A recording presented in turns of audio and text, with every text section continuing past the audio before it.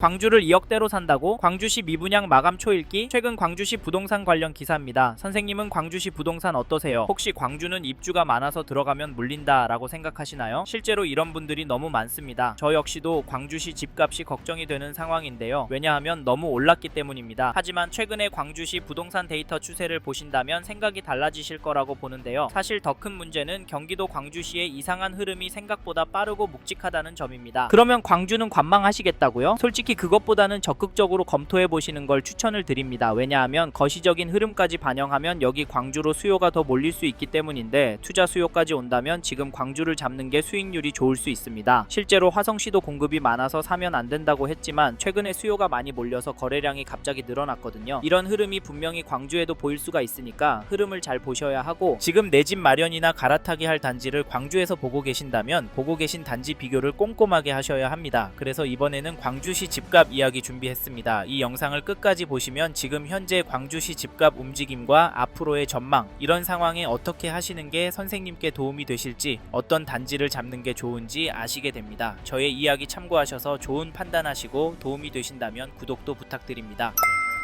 요즘 저희는 조만간 광주시 집값이 떨어질 가능성은 좀 낮다고 봅니다. 왜냐하면 다른 지역보다 수요가 주춤다고 보기 때문인데요. 광주시 거래량을 보시면 12월에 165건, 11월에 308건 매매 계약이 나왔습니다. 12월 월세 거래는 374건 나왔고요. 실제로 이 데이터를 보시고 지금 이거 믿어도 될까 경고하는 분들도 많은 상황인데요. 네, 광주도 단지마다 분위기가 다르다고요? 구축은 꿈쩍도 안 한다고요? 네, 맞습니다. 2002년 입주한 문영동의 5호 우림 퓨전빌 전용 84 거래만 봐도 최근에 2억 거래가 나오면서 전체적인 흐름은 아래로 향하고 있는 상황입니다. 신축은 좀 더 인기가 있기 때문에 다를 수는 있는데, 그래도 한동안은 주춤할 수 있다라고 보는 시각도 여전한데요. 이런 이야기 하시는 분들의 가장 중요한 근거는 광주시의 공급 물량입니다. 26년에 입주 물량이 2,500세대 공급이 있고요. 27년에는 1,900세대 규모 입주가 있습니다. 이런 이유로 좀 더 지켜보자는 의견들도 공감이 갑니다. 하지만 상승하는 단지들도 있는데요. 특히 신축 단지들에서부터 움직임이 명확히 보이는데, 2017년 10월 입주한 태전동의 힐스테이트 태전 전용 72 거래 내역을 보시면 12월 마지막 날에 1층 물건이 5억 거래도 나왔고, 전체적인 흐름은 위로 향하는 그림이 나오고 있는데 매물도 5억 1000부터 나오고 있는 상황입니다. 이런 상황인데 광주를 들어가는 게 맞을까요? 그리고 이런 흐름이 언제까지 이어질까요? 사실 저희가 광주에서 눈여겨보라고 말씀드리는 건 전세가입니다. 왜냐하면 요즘 웬만한 수도권 지역들은 전세가가 오르기 때문인데요. 여기 힐스테이트 태전 전세가를 보시면 광주시 신축 공급이 제법 많음에도 불구하고 전세가는 크게 오르는 것 같습니다. 게다가 거래 가능한 전세 매물도 없는 상황인데, 이런 상황인데 집값과 전세값이 떨어질 수가 있을까요? 여기에 더해서 요즘 광주시 전체적인 가격 흐름도 궁금해서 KB 매매 지수를 찾아봤더니 전주 대비 0.088% 상승한 것이 확인됐고, 전세 지수도 보시면 전주 대비 0.213% 올랐는데요. 광주시는 전세 지수와 매매 지수 모두 오르고 있습니다. 상승폭도 제법 높은 수준인데 도대체 왜 이럴까요? 왜 광주가 이런 흐름을 보일까요? 사실 문제는 여기서 끝날 것 같진 않다는 점입니다. 이래서인지 지금 광주보다 저렴한 곳으로 집 사서 넘어가려고 하시는 분들이 보이는데, 죄송하지만 이런 선택은 신중하게 하셨으면 좋겠는데요. 왜냐하면 광주시가 서울과 거리는 있지만 자체 생활 인프라도 좋고, 특히 경강선을 이용해서 판교나 강남으로 출퇴근이 가능하기 때문에 수요가 꿋꿋한 단지들이 많고, 앞으로 신축이 많이 들어오기 때문에 향후 2-3년 입주장만 잘 버티면 괜찮아서 장기적으로 광주를 접근하신다면 수익이 괜찮을 거라고 예상을 하는데요. 게다가 이 단지도 보시면 2017년 9월 입주한 305세대 단지 태전동의 이편한 세상 태전 2차 전용 84 거래 내역을 보시면 12월 30일 일에 202동 6층 물건이 5억 5,800의 거래를, 12월 8일에는 201동 8층 물건이 5억 7천에 계약이 되었습니다. 여기 가격은 어떠신가요? 이 단지 가격은 중심점이 위로 움직이고 있습니다. 더 놀라운 건 이런 단지들이 광주시 안에 제법 있고 늘어나고 있다는 점인데요. 이분들은 도대체 왜 집을 사는 걸까요? 기다리면 집값이 떨어지지 않을까요? 솔직히 저희는 떨어질 가능성은 낮다라고 봅니다. 하지만 당장은 상대적으로 높진 않다라고 보일 수도 있을 것 같은데요. 혹시 선생님께서 기다리면 될 거라 생각하시면 이번 텀이 지나면 올라서 내 집 마련 결정이 더 어려워질 것 같아서 가성비 좋은 곳으로 전세 들어가셔서 마음 편하게 돈 쓰시고 사시길 추천을 드리고 있는데요. 근데 그동안 집값 오르는데 내 전세값 얼마 오를까? 집 주인이 들어오는 건 아닐까? 가슴 졸이고 있는 것도 버티기 힘들 겁니다. 왜냐하면 광주도 한번 오르면 1에서 2천만 원은 거뜬히 오르니까요. 사실 이게 현실이 될 것 같아서 저희는 선생님께서 광주시 안에 관심이 있는 단지가 있고 2에서 4년 단기가 아닌 장기로 보시는 분이라면 적극적으로 검토해 보셨으면 좋겠습니다. 아셨죠? 그리고 저희 말에 공감하시는 분이라면 지금 광주시에서 이 단지 흐름은 꼭 체크해 보십시오. 그게 어디냐면 죄송합니다. 잠깐 3초만 내주셔서 구독 부탁드립니다. 구독 눌러주시는 여러분 대대손손 부자 되실 텐데 왜냐하면 유익한 부동산 정보로 돈 벌 거니까요. 댓글 상단에 있는 카카오 채널도 추가해 주시면 마청풀에서 드리는 분양 정보, 급매 물건 정보도 받아보실 수 있습니다. 마청풀 카카오 채널도 추가 부탁드립니다. 감사합니다.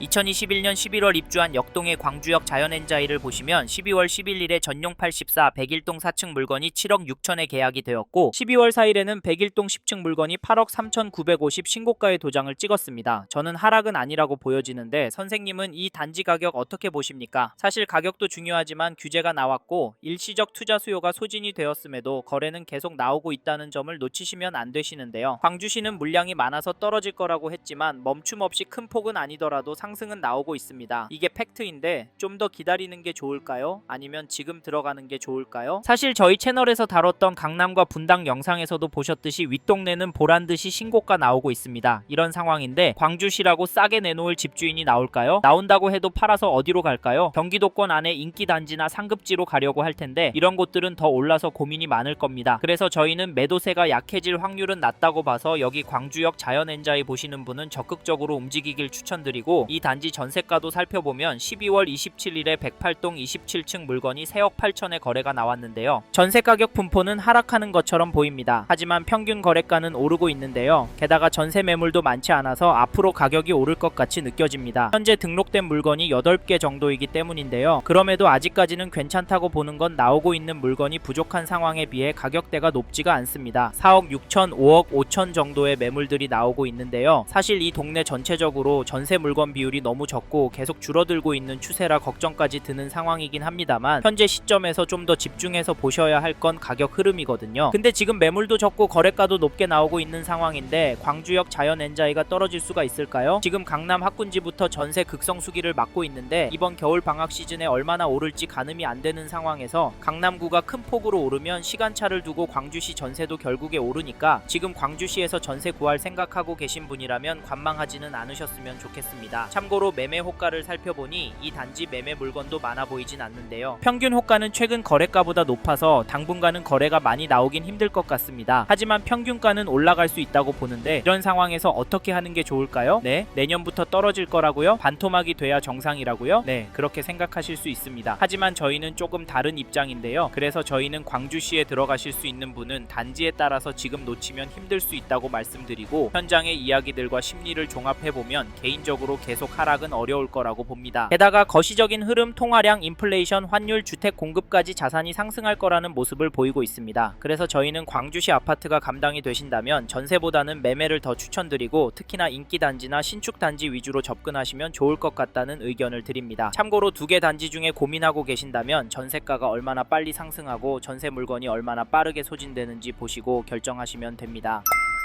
이번 영상에서 경기도 광주시 아파트 현황과 앞으로 어떻게 될지에 대한 저의 생각을 말씀드렸습니다. 관심이 가신다면 영상이 끝나고 이 지역에 대해 좀 더 검색해 보시길 바랍니다. 이번 영상에서 언급된 내용들에 대하여 좀 더 궁금하신 내용이 있으시다면 댓글로 남겨주세요. 최대한 빠르게 답변 드리도록 하겠습니다. 다음 영상에서도 부동산 투자에 도움이 되는 정보 나누어 드리도록 하겠습니다. 구독과 좋아요 그리고 알림 설정 부탁드립니다. 감사합니다. 좋은 하루 보내세요.